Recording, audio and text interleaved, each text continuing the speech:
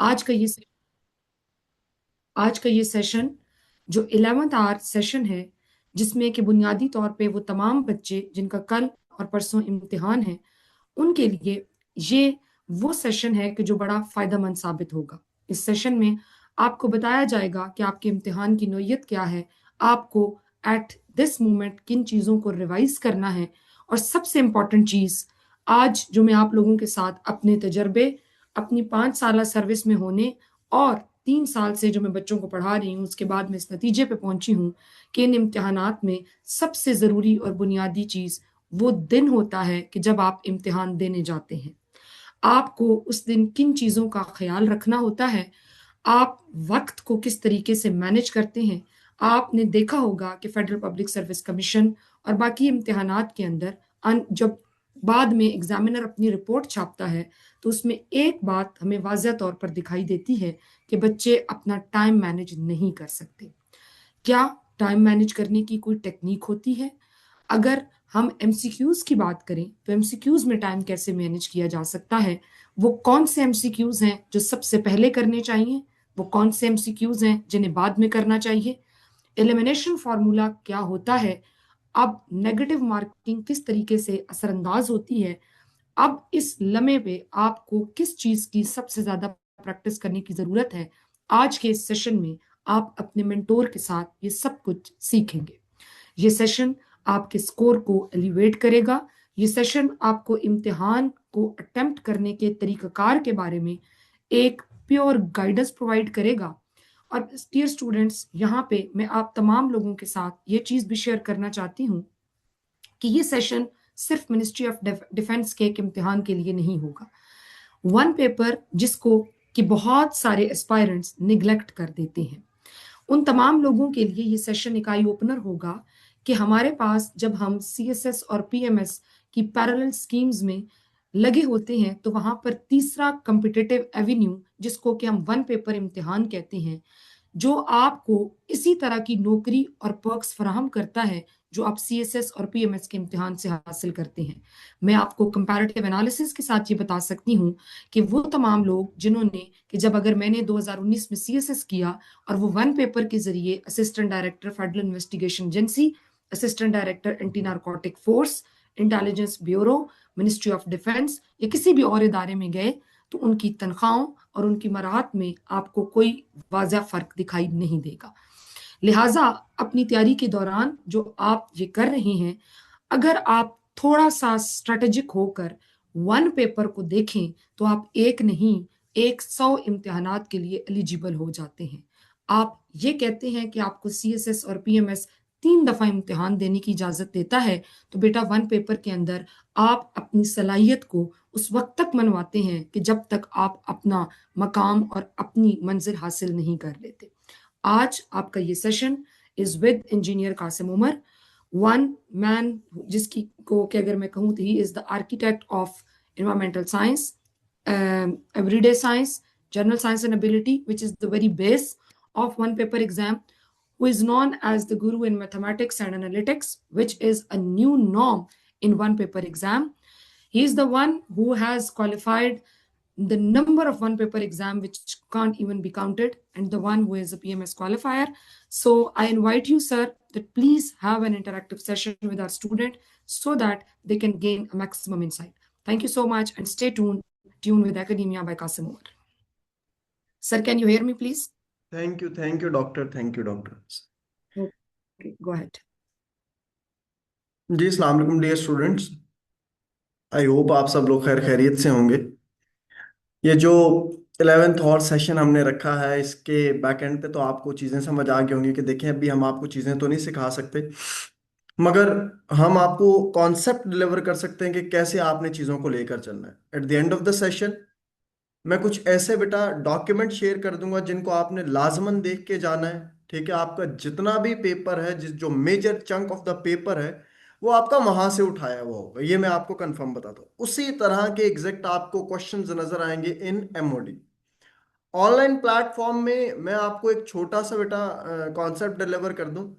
आप लोगों के सामने चैट बॉक्स है, आपका कोई भी क्वेश्चन होगा आप चैट बॉक्स में लिखेंगे, ठीक है। आप चैट बॉक्स में लिखेंगे, मुझे पता चल जाएगा। अगर मेरे बैकग्राउंड पे कोई नॉइज है, कोई डिस्टॉर्शन है, या इस तरह का कोई भी इशू होगा या कोई पॉइंट आपका स्किप हो जाता है, तो ऐसे केस में आपने मुझे मैसेज कर देना है चैट बॉक्स में। ये चीज आपने जहन में रखनी, ठीक है। आज का जो हमारा सेशन है, मैं अगेन रिपीट कर देता हूं कि at the end of the session मैं आपको कुछ बेटा नोट्स प्रोवाइड कर दूंगा, ठीक है। आपका जो एकेडेमिया का ग्रुप बना हुआ है, उसके अंदर मैं नोट्स आपको प्रोवाइड कर दूंगा। उन उन नोट्स को अगर आप फॉलो करेंगे, सिर्फ जल्दी जल्दी एक दो गो थ्रू भी कर लेंगे, तो मोर देन इनफ होगा। मैं कुछ चीजें हैं उनको सॉल्व भी कराने की कोशिश करूंगा, एंड आई होप इंशाल्लाह आपको काफी हद तक फायदा होगा। मिनिस्ट्री ऑफ डिफेंस की जो पोस्ट आई थी बेटा, ये आपकी जितनी भी पोस्ट आई थी, those were published in February. एड आपका फरवरी में आया था।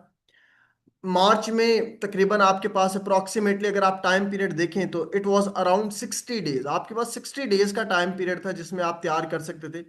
एंड अगेन, जो अगर आप देखें कि अभी इसके एग्जाम कब कंडक्ट किया जा रहा है, दैट इज 11 एंड 12।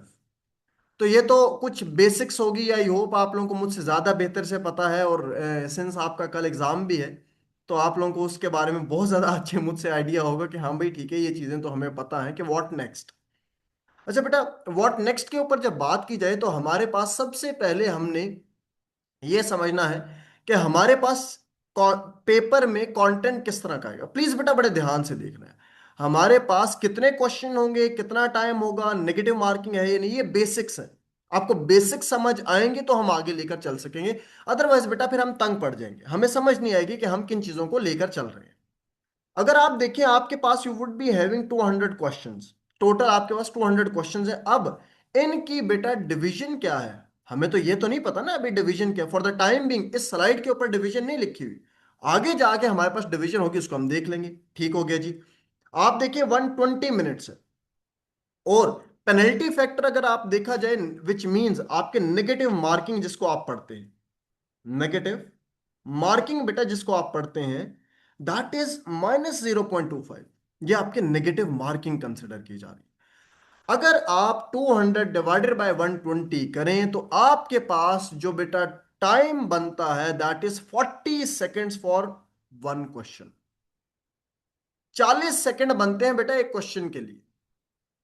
अब इसके अंदर एनालिसिस डेवलप करें कि आप ये चीज नोटिस करें कि भाई इसमें हमारे पास मैथ्स भी होगी, इसमें हमारे पास एनालिटिकल पोर्शन भी होगा। पॉइंट समझ आ रहा है कि नहीं आ रही? ये सारे के सारे पोर्शन होंगे।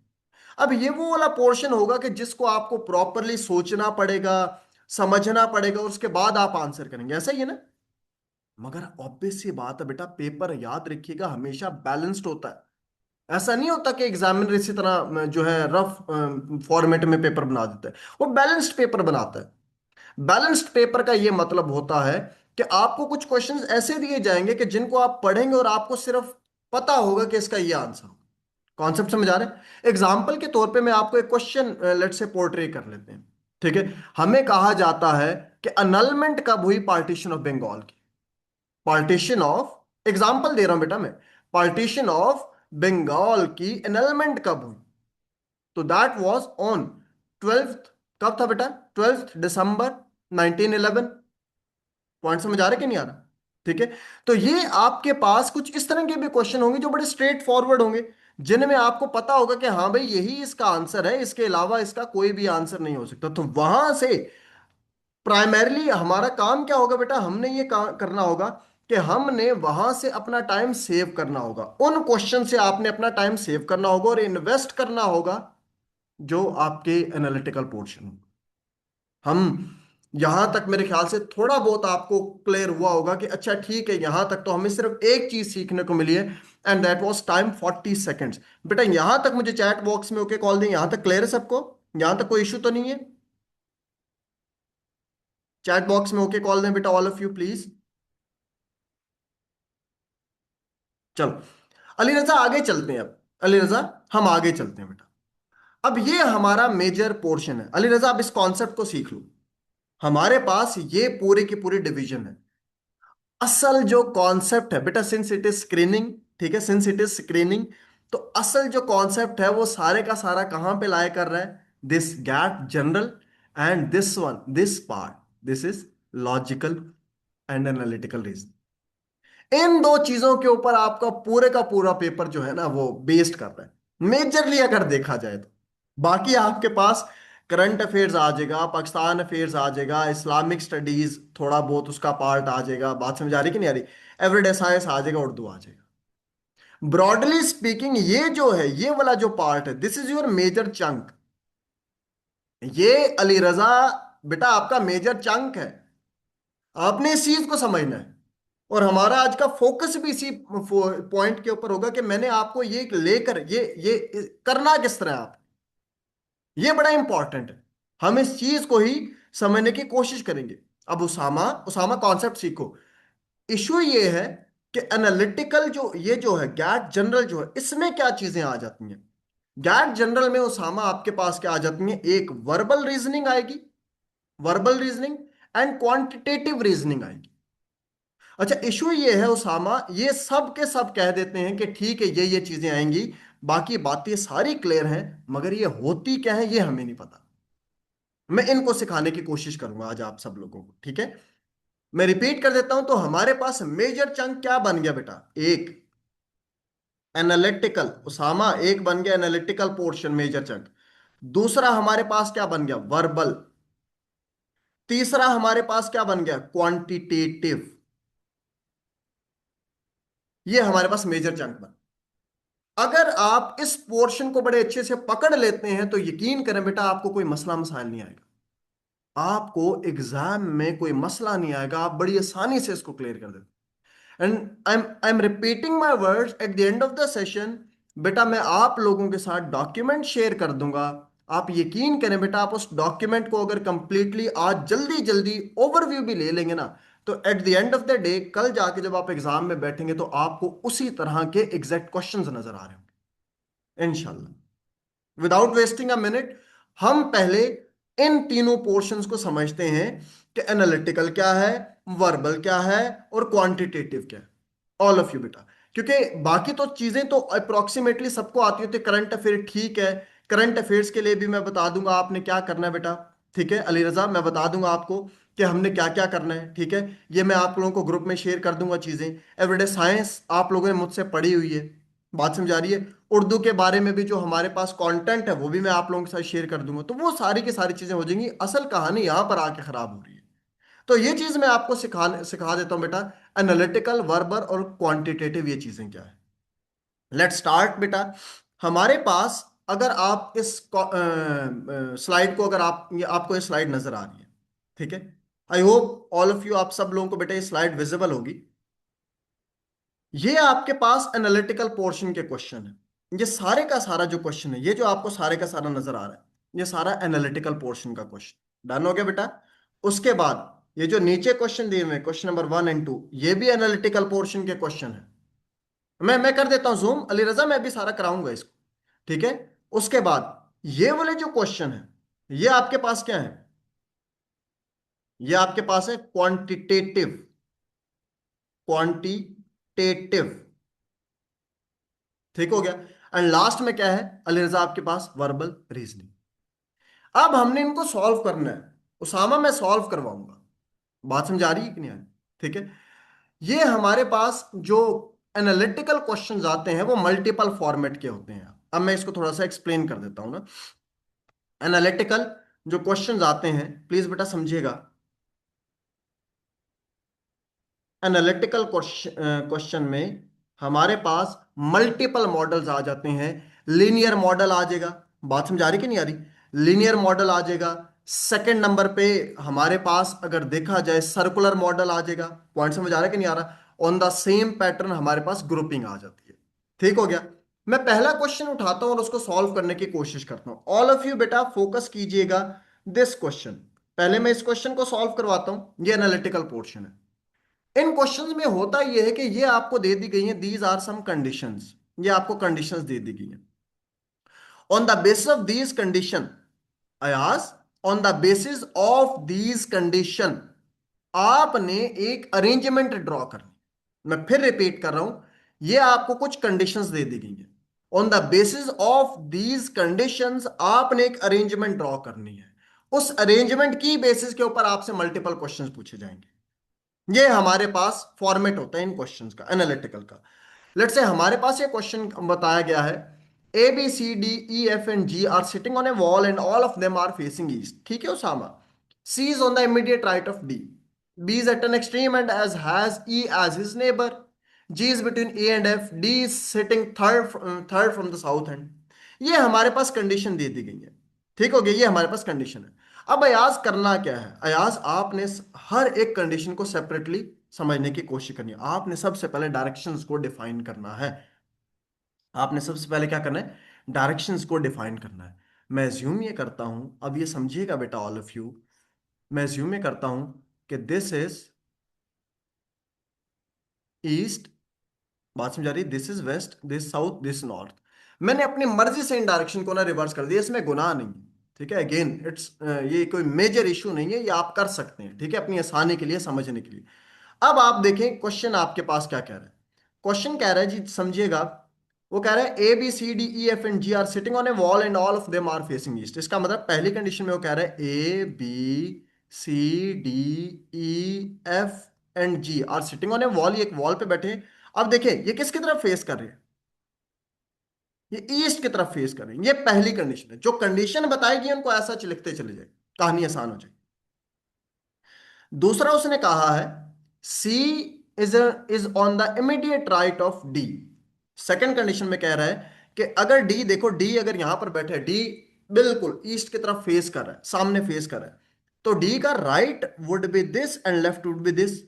सी is on the immediate right of D, D के इमीडिएट राइट पे कौन है, सी है। बिल्कुल ठीक हो गया बेटा, बात समझ आ गई। थर्ड कंडीशन पे आ जाए, B is at an extreme end, B extreme end पे है, या तो बी लेफ्ट एक्सट्रीम एंड पे है या बी राइट एक्सट्रीम एंड पे है, इन दोनों एक्सट्रीम एंड पे ना। और ई उसका नेबर है, या तो बी, ई बेटा ऐसे नेबर आ सकता है या ई उसका ऐसे नेबर आ सकता है। In either case E neighbour है। ये नहीं बताया गया कि राइट पर नेबर है या लेफ्ट पे नेबर है, उसने बस बता दिया। फोर्थ कंडीशन में उसने क्या कहा है, G is between E and F. अब ध्यान सुनिएगा बेटा, ई एंड एफ के दरमियान में कौन है बेटा, जी है। तो देखो पहली या तो ये पॉसिबिलिटी हो सकती है कि जी के राइट पे एफ आ जाए और लेफ्ट पे ई आ जाए। इसके अलावा क्या पॉसिबिलिटी हो सकती है बेटा, देखो ये भी तो हो सकती है, एफ जी ई, पॉसिबिलिटी तो ये भी है। हमने तो मैक्सिमम पॉसिबिलिटीज की तरफ जाना ना, तो पॉसिबिलिटी तो ये भी एग्जिस्ट करती, तो हमने मैक्सिमम पॉसिबिलिटीज लिख ली। अब ये काउंट करें तो ये 7 पर्सन है, तो हम यहां पे बना लेते हैं 1 2 3 4 5 6 7।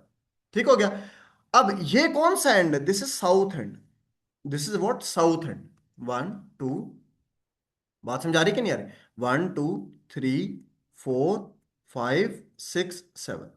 अब बेटा फिल करना शुरू कर दो पोजीशंस को। कैसे फिल करोगे, देखो वो कह रहा है, आखिरी कंडीशन पढ़ो, D is sitting third from the south and, south and से थर्ड पोजीशन पे बेटा डी है। बिल्कुल ठीक है जी, डी आ गया।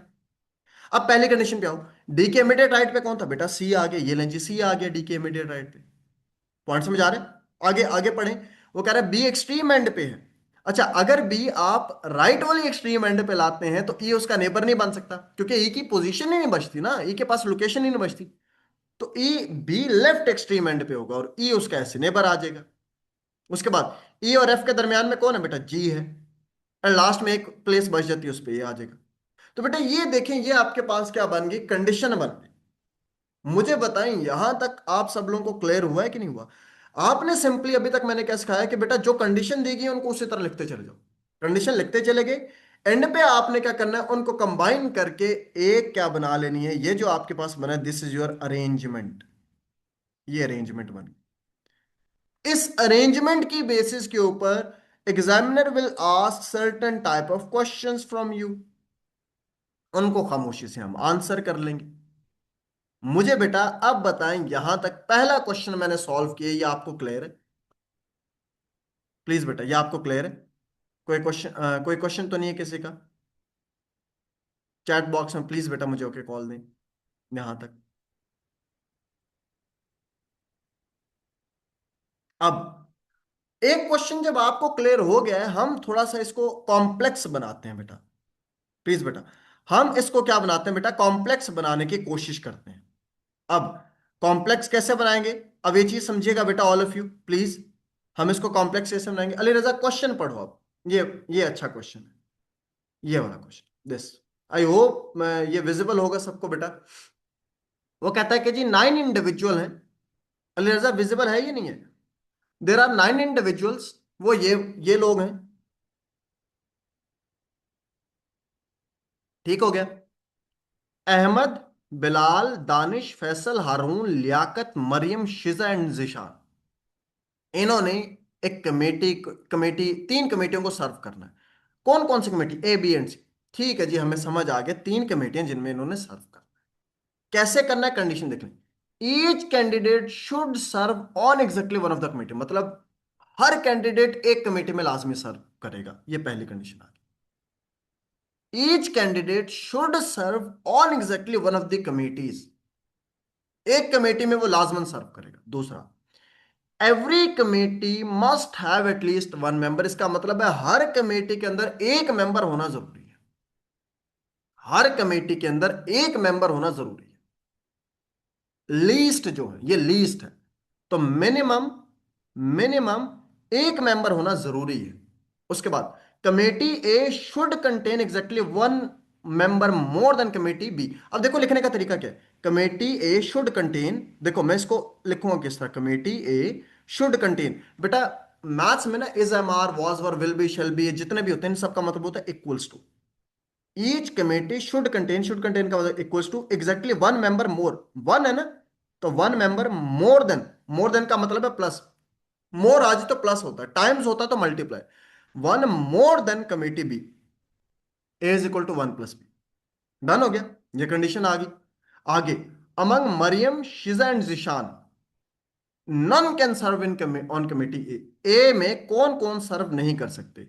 मरियम, मरियम, शिजा एंड जिशान। ठीक है।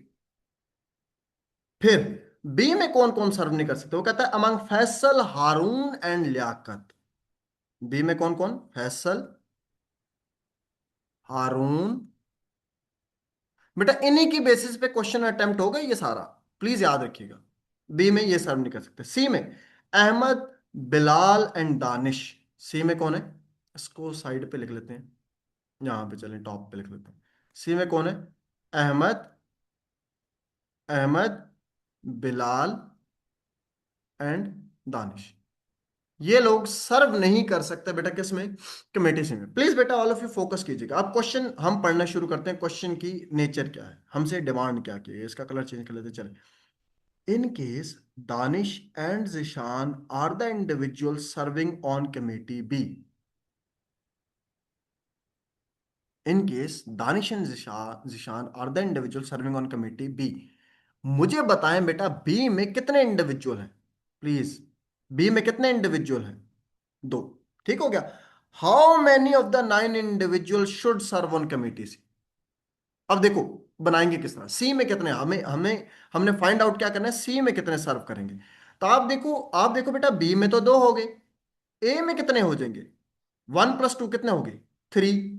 टोटल कितने थे? 9 थे ना। अली रजा कितने रह गए? सी में कितने सर्व करेंगे? 9 में से 3 और 2, 5 को माइनस कर दो तो कितने आ जाएंगे? कितना आ जाएगा अली रजा? 4। तो इसका आंसर क्या आ जाएगा? सी। बेटा बात समझ आइए।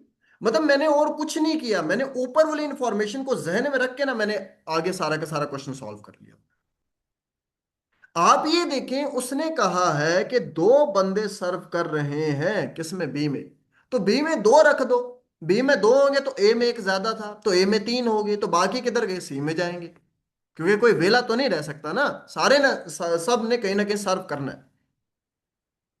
Of the 9 individual, maximum number that can serve on committee C. 9 में से मैक्सिमम कितने सर्व कर सकते हैं सी में? अब देखिएगा बेटा ये मैक्सिमम वाली कहानी है, बड़े मजे की, ये इसको समझने की कोशिश करते हैं। इसको यहीं पर ही समझ लेते हैं। वो कह रहा है ऑफ द 9 इंडिविजुअल मैक्सिमम जो आपके किस में सर्व कर सकते हैं? सी में सर्व कर सकते हैं।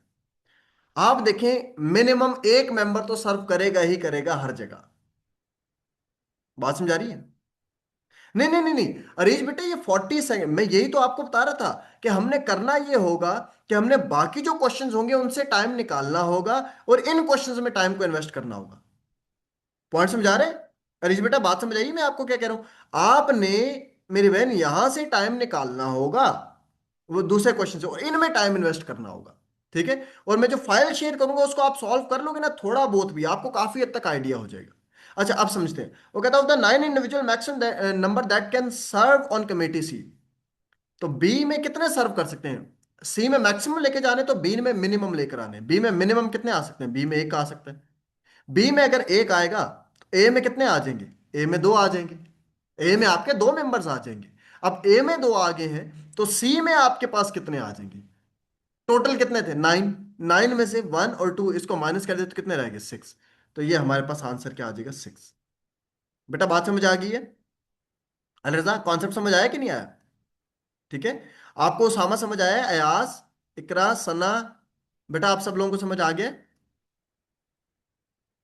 ऐसे ये देखिए, इतना मुश्किल नहीं है रीच बेटा, मगर थोड़ा सा कॉन्सेप्चुअल क्लैरिटी उजाला बेटा हमें चाहिए। थोड़ा सा कॉन्सेप्ट क्लियर होगा, हमारी चीजें ऑटोमेटिकली खुद ब खुद बेहतर होना शुरू हो जाएगी। ठीक हो गया?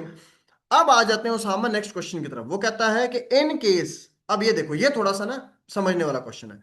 वो कहता है जी इन केस, इसको थोड़ा सा ऊपर कर, in case Ahmad is the only individual serving on committee B. B में मैं इसको रेज कर देता हूं ताकि मेरे पास लिखने की ना स्पेस बच जाए। अच्छा, वो कहता है Ahmad is the only individual serving on committee B. मैं यहां पे लिख लेता हूं, बी में सिर्फ और सिर्फ कौन है? अहमद। ठीक हो गया? बी में एक बंदा है, तो ऑब्वियस सी बात ए में कितने होंगे? वैसे एक जनरल एग्जांपल बना रहे हैं, बी में एक है तो ए में दो हो जाएंगे, और सी में कितने आएंगे? वही बात है कि 6 आएंगे। ठीक हो गया? अब वो कहता है which among the following should serve on committee A. इनमें से कौन सा ए में सर्व करेगा? अब अगर इसको फोकस करें तो अहमद तो निकल गया है। बेटा अहमद तो निकाल दें आप, अहमद तो निकाल दें आप। ठीक है, तो अब ए में कौन कौन आएंगे? ए में पहले देखें कौन कौन सर्व नहीं कर सकता। मरियम, शिजा एंड जिशान। ऑप्शन में देखें जहां जहां मरियम, शिजा एंड जिशान आ रहा है वो खत्म कर दें, तो वो तो है ही कोई नहीं। मरियम, शिजा एंड जिशान तो है ही कोई नहीं। पीछे आपके पास कौन से इंडिविजुअल रह गए? ये दो इंडिविजुअल रह गए। ये दो इंडिविजुअल रह गए ना, ये वो इंडिविजुअल हैं जो अब सी में तो सर्व कर नहीं सकते, सी में तो कर नहीं सकते, बी में हमने पहले ही बता दिया कि हमारे पास बी में सिर्फ एक इंडिविजुअल है, तो यही दो वो इंडिविजुअल बचते हैं कि जो किधर सर्व करेंगे? आपके ए में। तो बिलाल एंड दानिश, ऑप्शन में देख लें बेटा, दैट इज ए। 23 क्वेश्चन का आंसर क्या आ जाएगा? ए। अब बात समझाइए, मतलब एक इंडिविजुअल उसामा आपका सर्व कहां पे कर रहा है? एक अहमद को निकाल के आपने कह दिया कि बी में है, तो एक बात तो क्लियर है कि ए में दो आएंगे, मगर वो दो कौन से आएंगे? दो कौन से आएंगे? बी के मेंबर पूरे हो गए हैं। इसको इस तरह इमेजिन करो, बी के मेंबर पूरे हो गए, ठीक है जी, कैंसिल कर दिया, बी के मेंबर पूरे हो गए। किसके रह गए? ए और सी के। सी में तो ये दो आ नहीं सकते और वेले भी नहीं बैठ सकते, तो पीछे ए ही बच गया, तो ए के अंदर ही ये दो मेंबर फिक्स होंगे आपके। पॉइंट समझा रहे? प्लीज बेटा ऑल ऑफ यू, मैं फिर रिपीट करूं यास, प्लीज इनकी सेंस बनानी है। आप सेंस बनाते जाइएगा। आप यकीन करो बेटा, ये क्वेश्चन खुद ब खुद सॉल्व होते जाएंगे, तंग नहीं करेंगे ये क्वेश्चन आपको कभी भी। नहीं नहीं नहीं नहीं, ये जो फुल स्टॉप है बेटा, मुझे आपका नाम नहीं पता, ये तो सी में सर्व नहीं कर रहे थे। ये बताया है कि सी में ये सर्व नहीं कर सकते। अहमद, बिलाल एंड दानिश, ये देखो पढ़ो, among Ahmad, Bilal and Danish none can serve on committees. ये सर्व नहीं कर सकते सी में। ये आपकी वो थी, क्या कहते हैं, क्वेश्चन के अंदर मेंशन था। अब बात समझ आ गई है? बेटा आपको समझ आ गई? ये फुल स्टॉप जिनका, ये अब मुझे नाम नहीं पता इनका। तो अगेन बेटा, आई होप ये कॉन्सेप्ट आपको क्लियर हो रहा होगा। ठीक है, सिमिलरली हम आगे थोड़ा सा लेकर चलते हैं इसको। अब इसमें क्वेश्चन नंबर 24 एंड 25 अब बिल्कुल इसी पैटर्न पे है। बेटा ये आप लोगों से अगर मैं रिक्वेस्ट करूं, ठीक है, मैं आप लोगों से अगर रिक्वेस्ट करूं तो ये अगर आप लोग सॉल्व करें तो बड़ा अच्छा होगा। 25 अगर मैं आपको सॉल्व करवा देता हूं, 25 जो क्वेश्चन लिखा हुआ है, in case Bilal, Danish and Mariam are the only individual serving in B. तो बी में कितने मेंबर आ गए? 3 मेंबर आ गए। तो ए में कितने मेंबर्स आ जाएंगे? 4 आ जाएंगे। ठीक है, ए में 4 आ जाएंगे, तो सी में पीछे कितने रह गए? 2। ये आ जाएगा। तो ऑल ऑफ यू बेटा, मैं आप लोगों से रिक्वेस्ट कर रहा हूं कि आप लोगों ने क्या करना है बेटा, question number this 24, this question and this question, question number 2, since हमारे पास टाइम शॉर्ट है इस वजह से बेटा, नहीं तो मैं आपको कंप्लीट सॉल्व करा देता। This question, question number 2, video को रोक के, ये वीडियो बेटा, इस वीडियो को रोक के ये क्वेश्चन नंबर 2 इसका स्क्रीनशॉट ले लें, एंड दिस क्वेश्चन नंबर 24 इसको सॉल्व कीजिए। मैं आपको जो डॉक्यूमेंट शेयर करूंगा उसके अंदर ये सारे के सारे क्वेश्चन विद आंसर अवेलेबल है, परेशान नहीं होना, ये सारी की सारी चीजें। बहुत अच्छे, बहुत अच्छे बेटा। आपने जो आंसर दिए सर 4 का, मैं नहीं बता रहा क्योंकि बाकियों को फिर पता चल जाएगा वो सॉल्व नहीं करेंगे, तो आपका आंसर बिल्कुल ठीक है सर, बहुत अच्छे, बहुत ही ज्यादा अच्छे। तो यहां तक मुझे चैट बॉक्स में ओके कॉल दे बेटा, एनालिटिकल पोर्शन थोड़ा बहुत आइडिया हुआ है, एनालिटिकल पोर्शन का आइडिया हुआ है कि व्हाट इज एनालिटिकल पोर्शन, जिनको नहीं पता था। पॉलीक्लिनिक तो ये समझ आ गया है, हाँ हाँ मुझे समझ आ गया पॉलीक्लिनिक, तो कॉन्सेप्ट समझ आ गए या नहीं?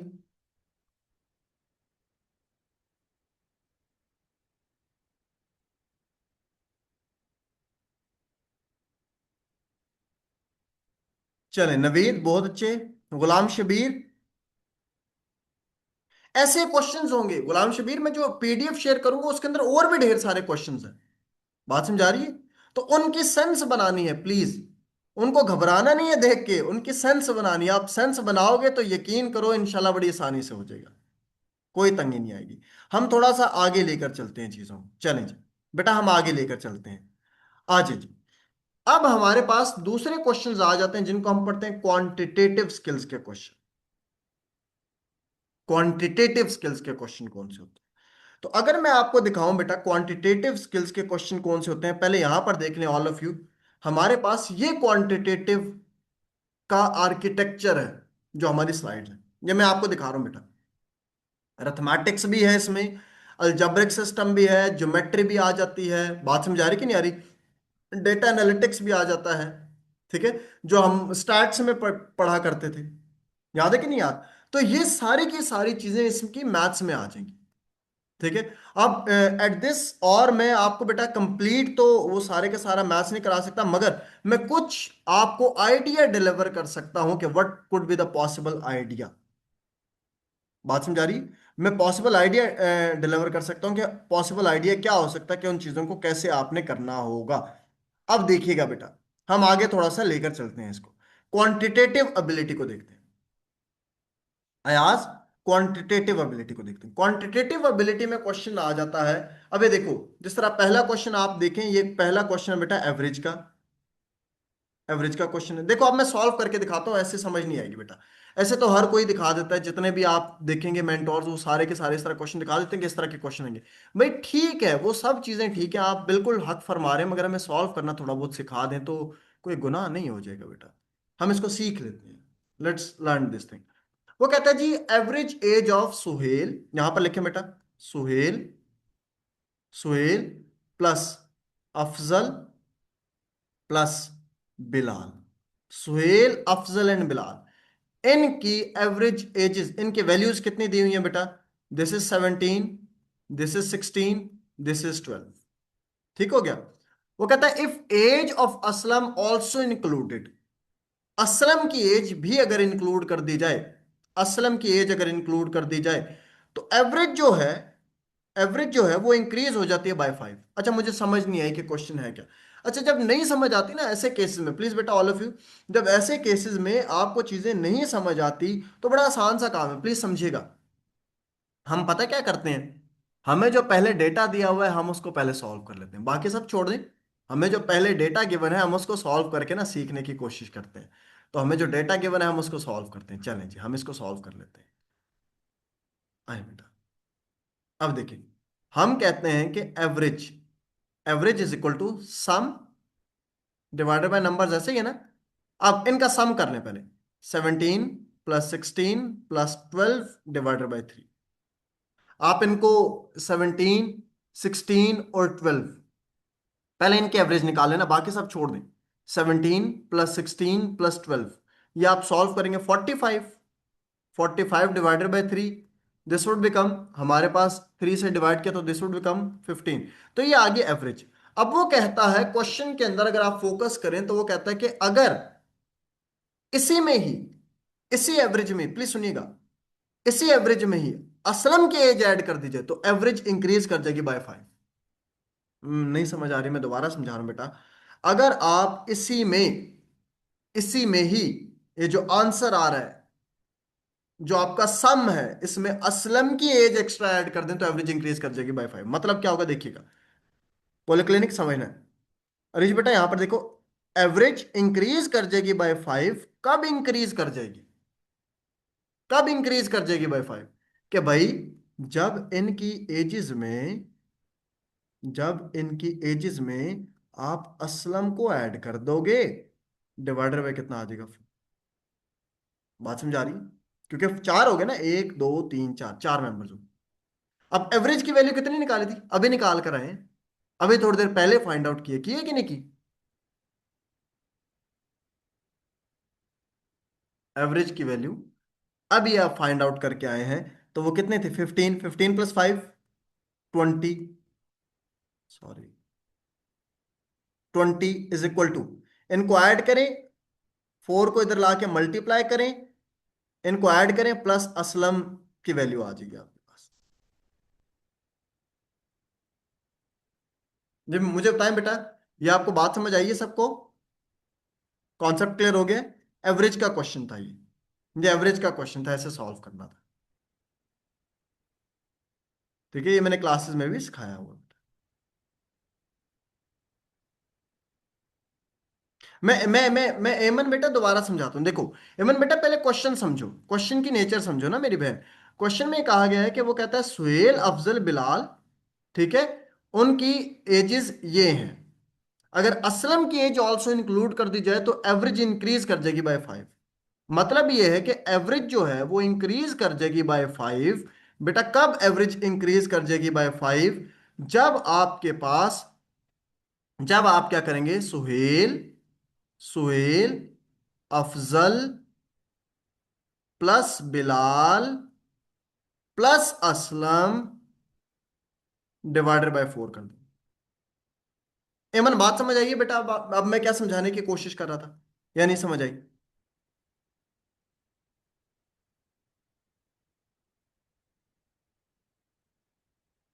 ठीक हो गया? अगले क्वेश्चन पे आ जाओ। वो कहता है 7/8 ऑफ 96 इज, ये आसान है, मैथ्स में याद रखिएगा। जैसे मैंने आपको बताया, थोड़ा सा निमोनिक बताया था, is am are was were will be shall be, ये जितना भी होता है, is am are was were will be shall be, ये जितना भी होता है इसका मतलब होता है इक्वल्स टू। इसी तरह मैथ्स में बेटा अगर ऑफ का वर्ड लिखा हो ना, इसका मतलब होता है मल्टीप्लाई। तो ये सिंपल सा जो इसका मतलब है, दैट इज 7/8 मल्टीप्लाई बाय 96, ये है जी। इसको सॉल्व कर लेंगे। समझ आ रही है बात की? 7/8 मल्टीप्लाई बाय 96। नेक्स्ट आते हैं, इफ x+3y = 12, ठीक है, -2x -4y = 24, then what are the values of x and y? ये क्वेश्चन थोड़ा इनकम्प्लीट सा है, मैंने ये लिख दिए, x की वैल्यू -60 है इसमें। मुझे क्वेश्चन पहले समझ ले ऑल ऑफ यू बेटा। जो मैंने क्लासेस में आप लोगों को करवाया था ना, वो बड़ा मुश्किल करवाया था, एक लंबा मेथड से मैं करवाता था, ऐसा ही है ना? अगर आप लोगों को याद हो, मोहसिन याद है, मैं क्लासेस में अली रजा बड़ा लेंथी मेथड कराया था तुम्हें।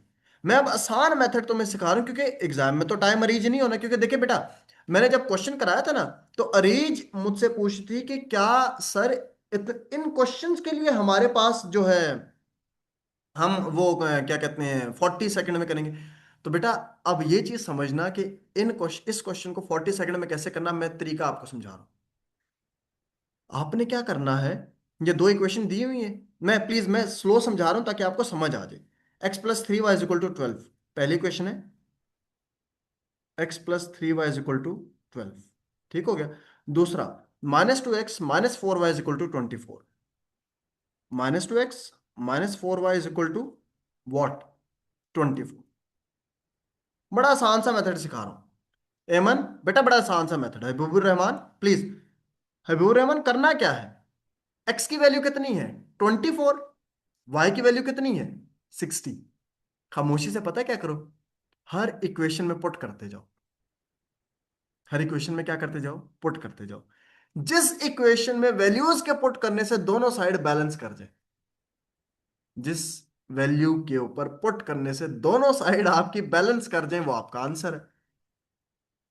एग्जाम्पल देता हूं, नहीं समझ आ रही। हमारे पास पहला वैल्यू है x24 और y60 है। अली रजा, ये इक्वेशन 1 है, ये इक्वेशन 2 है, ठीक है। ये इक्वेशन 2, इक्वेशन 1 में मैं x की वैल्यू 60, x की वैल्यू 24, y की वैल्यू 60 पुट करता हूं। इक्वेशन 1 में x की वैल्यू 24 और y की वैल्यू 60 इज इक्वल टू 12। तो 24 plus this is 180 is equal to 12। तो ये तो किसी सूरत 12 के इक्वल नहीं आता। इसका मतलब है पहली option is not correct, first option is not correct. ठीक हो गया। सेकंड ऑप्शन पे आ जाए। एक्स की वैल्यू -60, वाई की वैल्यू 24। प्लीज देखनी है, देखिएगा बेटा। एक्स की वैल्यू -60, इस इक्वेशन में एक्स की वैल्यू आ गई -60 plus 3 into 24 is equal to 12। This is -60 plus 3 4 ज़ा 12, 2 प्लस 1 72 इज इक्वल टू 12। इन दोनों को सॉल्व करके कितना आ जाएगा, 12 इज इक्वल टू 12 आ गया ना अली रजा, 12 इज इक्वल टू 12। तो एमसीक्यूज में तो आसान हो गया सॉल्व करना। तो ऑप्शन क्या बन गई इसकी, बी होगी। अब अली रजा मैक्सिमम मोशन क्या हो सकता है, मोशन मैक्सिमम क्या हो सकता है? मैक्सिमम ये हो सकता है कि वो दो ऑप्शंस का सेम आंसर आ रहा हो, दो ऑप्शंस के ऊपर सेम आंसर आ रहा हो।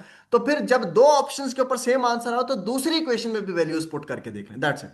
ट्रिक लगानी है प्लीज बेटा, टाइम नहीं जाया करना, लंबा सॉल्व करने की जरूरत नहीं है, उसको दिखाना नहीं है। बात समझ आ रही कि नहीं आ रही? ठीक है, उसको प्रोसीजर नहीं डिस्प्ले कराना, आपने सॉल्व करना है, दैट्स इट। ठीक हो गया। नेक्स्ट आपके पास आ जाता है if F of X is equal to this value. अब आपने फाइंड आउट क्या करनी है, एफ ऑफ -1।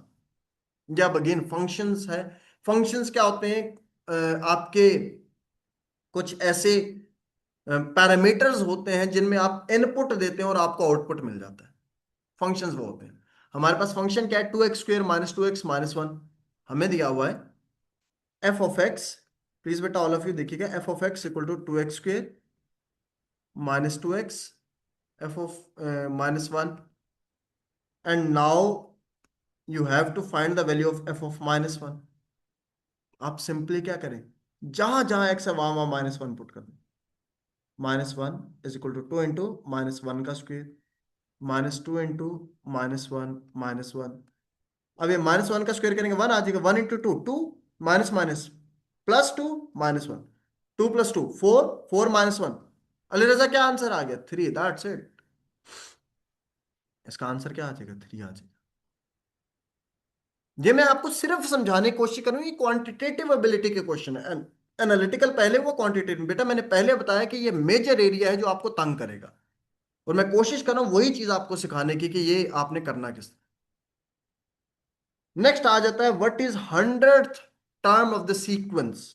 लेट्स से ये आपके पास सीक्वेंस आ गया है, 100th टर्म कौन सी निकाल, 100th टर्म निकालनी सीक्वेंस का 1 4 7 10। लेट्स से यहां पे हम लिख लेते हैं, प्लीज बेटा ऑल ऑफ, हम यहां पे इस क्वेश्चन को सॉल्व कर लेते हैं। सीक्वेंस क्या जी, 1 4 7 10 और ये चलता जाए, ठीक है। हमने निकालनी है 100th वैल्यू, 100th, 100 निकालनी। फॉर्मूला क्या प्लीज समझिएगा, ये वैल्यू क्या है, इसका फॉर्मूला क्या बेटा, 100 टर्म निकालने का, A N is equal to A one plus n-1 into D, ये फॉर्मूला है। अब इसमें क्या है, ए वन क्या है, A one is the first term, first term क्या है, ए वन की वैल्यू इज 1। n क्या है, नंबर ऑफ टर्म्स, n की क्या वैल्यू है, नंबर, कितने नंबर ऑफ टर्म्स फाइंड करनी है, 100, दिस इज 100। डी क्या है बेटा, D is your common difference, D is your what, common difference. Difference क्या होता है बेटा, सेकंड माइनस फर्स्ट, या थर्ड माइनस सेकंड, या फोर्थ माइनस थर्ड। वर्ड समझा रहे हैं? तो ये सब सेम आता है। अलरजा 4 - 1 करोगे तो डी की वैल्यू कितनी आ जाएगी, 3। Now you just have to replace this values, ठीक है। इन वैल्यूज को रिप्लेस कर दो। A100 is equal to A1 की वैल्यू कितनी है, 1 प्लस 100 - 1 आ जाएगा तो 99 इंटू डी की वैल्यू कितनी हो जाएगी, 3 3, दैट्स। इनको मल्टीप्लाई करके सॉल्व कर लेंगे।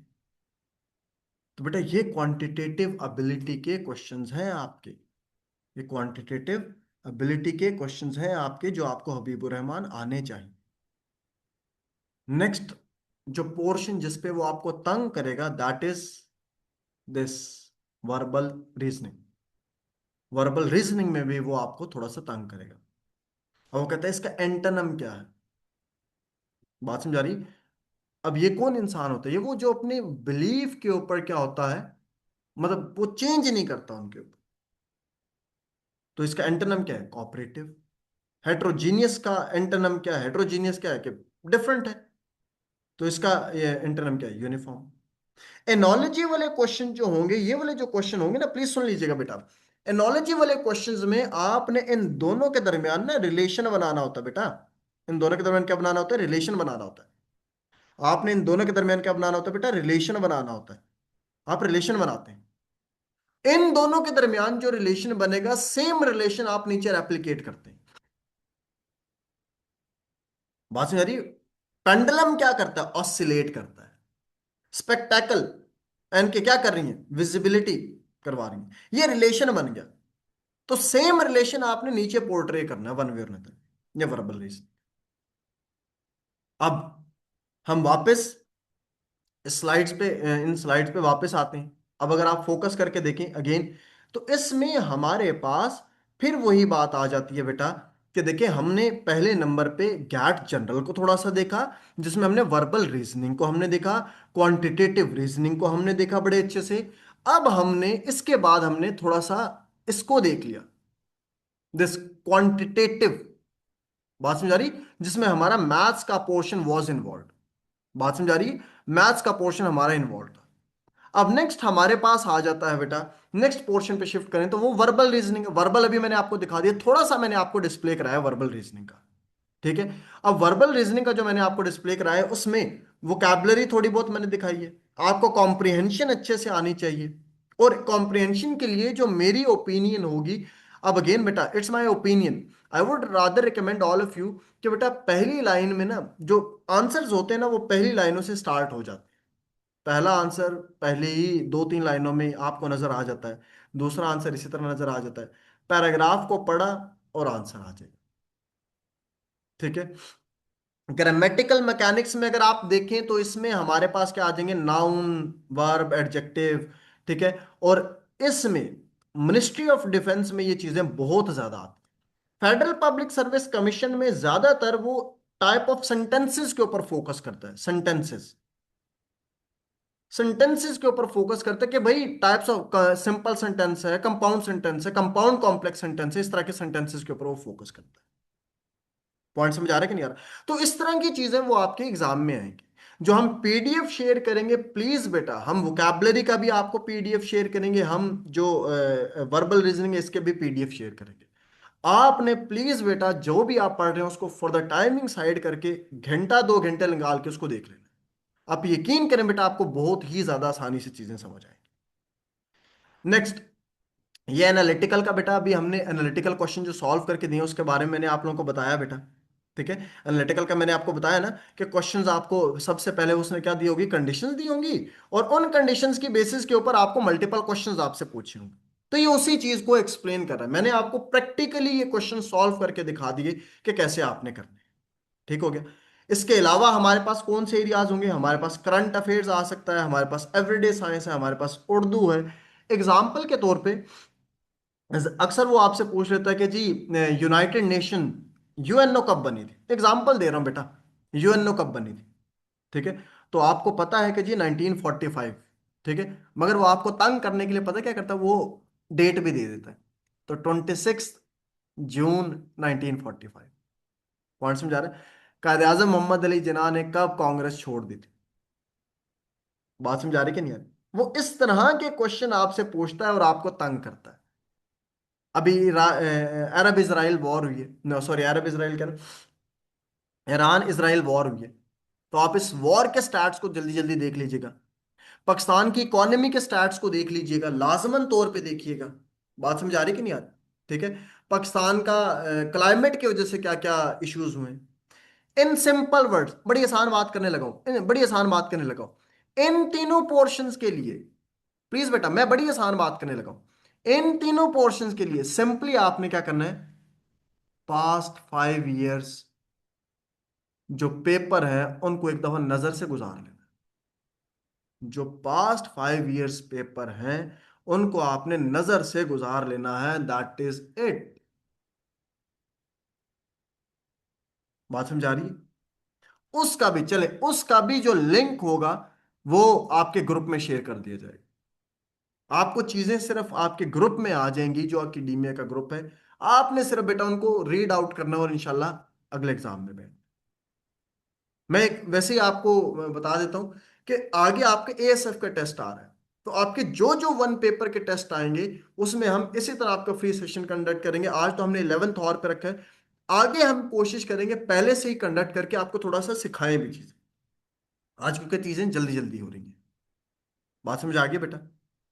सिमिलरली अब ये आपको, आई होप ये यहां तक तो काफी हद तक क्लियर हो गया होगा कि ये जितना भी है ना नॉलेज बेस्ड आपका करंट अफेयर है, पाक अफेयर है, एवरीडे साइंस का लेट से काफी एमसीक्यूज आपके पास आते हैं कि ओजोन डे कब ऑब्जर्व किया जाता है, that is observe on 16 September.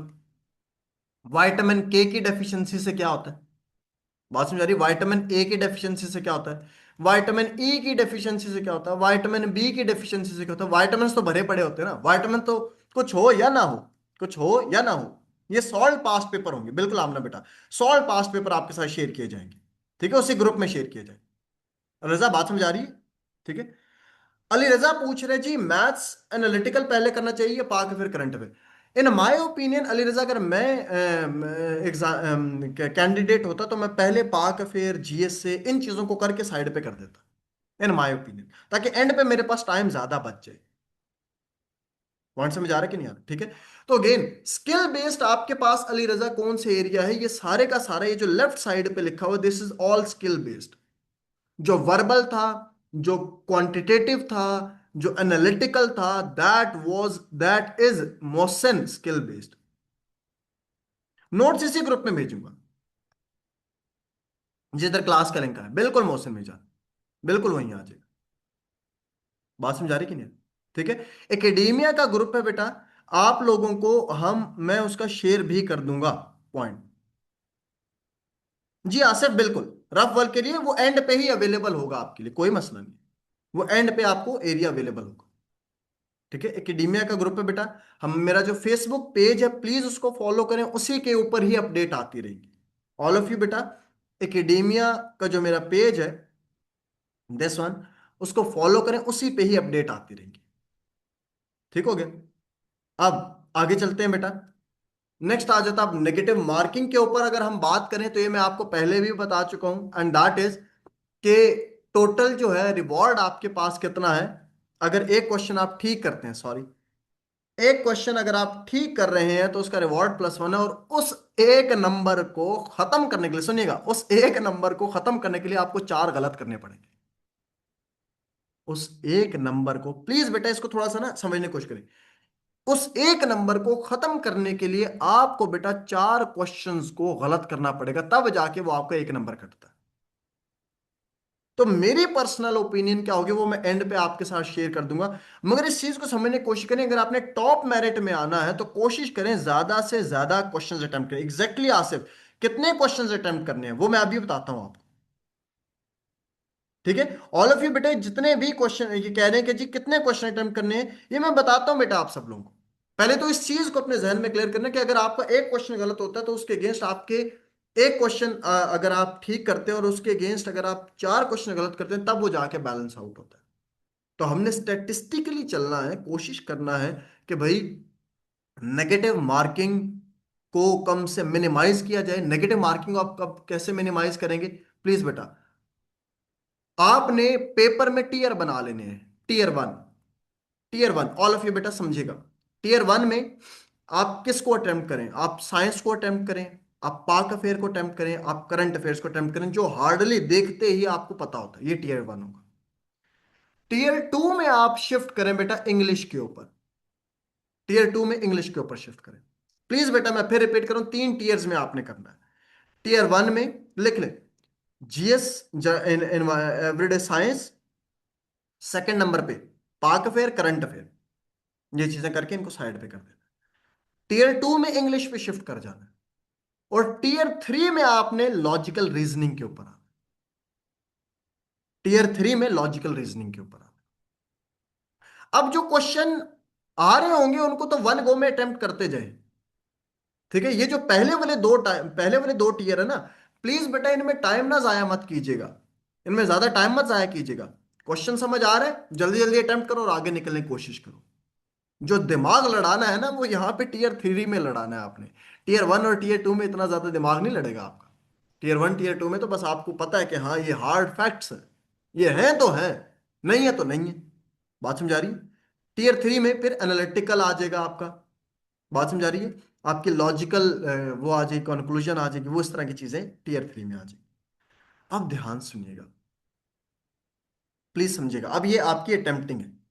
Attempting क्या है? आपने इतना ज्यादा सेफ भी प्ले नहीं करना। इतना ज्यादा सेफ भी प्ले नहीं करना। ठीक है, ये आपका टारगेट होना चाहिए कि इसके दरमियान मैंने क्वेश्चंस को अटेम्प्ट करना है। बात समझ आ रही है? रूल पहले नंबर पे मैंने आपको बता दिया, रीच बेटा कितने क्वेश्चंस आपने, अली रजा कितने क्वेश्चन अटेम्प्ट करने हैं, 170 से 200 के दरमियान। ये मेरी ओपिनियन है। ठीक है, rest upon you people. Rule 2, 40 seconds rule लिखा हुआ है। तो कोशिश करें, कोशिश करें, कोशिश करें बेटा इस रूल को पाक अफेयर, करंट अफेयर और इंग्लिश में रिड्यूस करो। पाक अफेयर, करंट अफेयर और इंग्लिश में कोशिश करें बेटा। आपने क्वेश्चन पढ़ा, आपको पता है हार्ड फैक्ट है, ये आंसर है, हार्डली 20 से 25 सेकंड लें ऑल ऑफ यू बेटा, 20 to 25 सेकंड्स लें और आगे मूव करने की कोशिश करें। That's it, all of you. Point समझ आ रहा है कि नहीं आ रहा? और आखिर में प्रायोरिटाइज करें गैट जनरल को एंड पे। तो फिर वही बात आ गई बेटा, टीयर 1, टीयर 2, टीयर 3, ये 3 टीयर्स में हमने अपना पेपर सॉल्व करना होगा। आपके जहन में हो कि टीयर 1 और टीयर 2 हार्डली जो हमने टाइम लेना है, अगर मैं कंबाइन करके बताऊं अली रजा, घड़ी को पास रखना है अली रजा, घड़ी को पास रखना, उसी टाइम बताना। टीयर 1 टीयर 2 में मैक्सिमम जो तुम्हारा टाइम लगे वो 45 से 50 मिनट्स लगे, इससे ज्यादा टाइम ना लगे। 45 minutes more than enough. 45 minutes. ये भी मैं आपस की बात बताऊं, ये भी मैं बेटा आपको बहुत ज्यादा बता रहा हूं। मैं अगर सॉल्व कर रहा होता तो मैं 40 मिनट्स के अंदर अंदर ये पूरा पोर्शन सॉल्व करता, टीयर 1 और टीयर 2 कंबाइंड। और बाकी जो मेरे पास टाइम बचता, फिर कितना टाइम बच गया, 60 + 20, 80 मिनट्स जो बच जाते, मैं अपना सारे का सारा गैट जनरल को देता। गैट जनरल और उसको देता। गलत होगा तो 1 नंबर तो उजाला बेटा गया ही गया ना। 1 नंबर तो गया ही गया, तो 0.25 एक्स्ट्रा चला जाएगा। 0.25 एक्स्ट्रा चला जाएगा। ठीक है, तो ये बेटा आप लोगों का आज का सेशन था। ठीक है, आई होप आप लोगों को काफी हद तक चीजें समझ भी आई होंगी। मैंने कोशिश की आसान से आसान करके। अभी बेटा अहमद, मैं इसका जो लिंक है वो आपके ग्रुप में भी शेयर कर दूंगा। इसकी जो क्या कहते हैं, मेरे डॉक्यूमेंट्स होंगे उनको ग्रुप में भी शेयर कर दूंगा। बात समझा रही है? फ्यूचर में हम इसी तरह बेटा सेशंस कंडक्ट करते रहेंगे आप लोगों के आसानी के लिए, ताकि आप लोगों को कॉन्सेप्ट समझ आता रहे। ठीक है, प्लीज बेटा अपना फीडबैक लाजमी दीजिएगा कि इसके अंदर ये एडिशंस हो सकती हैं। बात समझ आ रही है? क्योंकि बेटा देखिए, हम आप लोगों के ही फीडबैक से ही ये एनालाइज करेंगे कि कौन कौन सी चीजों को हम सेट कर सकते हैं। गुलाम शबीर, बात समझ आ रही है? तो उन्हीं की बेसिस के ऊपर फिर हम आगे इसी तरह आपके लिए सेशन कंडक्ट करते रहेंगे। ऑल ऑफ यू बेटा, थैंक यू सो मच। बहुत ज्यादा अपना ख्याल रखिएगा। थैंक यू बेटा। अस्सलाम वालेकुम। Thank you so much sir. I hope कि आप तमाम लोगों ने इस सेशन को बहुत ज़्यादा एंजॉय किया था। It's an 11th hour session. इस सेशन का बुनियादी मकसद आप तमाम लोगों को जो एंजाइटी है कल के इम्तिहान के हवाले से उसको रिलीव करना था। बाकी बेटा मैंने आप लोगों के साथ चैट बॉक्स में कॉन्टैक्ट डिटेल्स शेयर की हैं। अगर आप हमारी कम्युनिटी के अंदर आना चाहते हैं, उसका लिंक आपको प्रोवाइड किया गया है, जहाँ पे आपको रेलेवेंट मटेरियल दिया जाएगा as sir have guided you, कि आपको 1 से 2 घंटे स्पेयर करने हैं, just go through the basics. और उसके बाद बेटा मैं आपको ये कहूँगी कि जीत और हार बहुत बाद की बात है। सबसे पहले तो ये है कि आप इम्तिहान देंगे, आप उस दौड़ में शामिल होंगे। बाकी ये बेशक खुद और खुदा एतमादी का इम्तिहान है, आपकी कामयाबी हमारी मंजिल है। और इंशाअल्लाह ताला इस तरह के और सेशंस हम सर से रिक्वेस्ट करेंगे कि वो अपना टाइम निकालें और आप लोगों को इसके हवाले से गाइड करें। Wish you all very good luck. Allah ताला आपको कामयाब करे। Thank you and best wishes. Allah हाफिज़ एवरीबॉडी।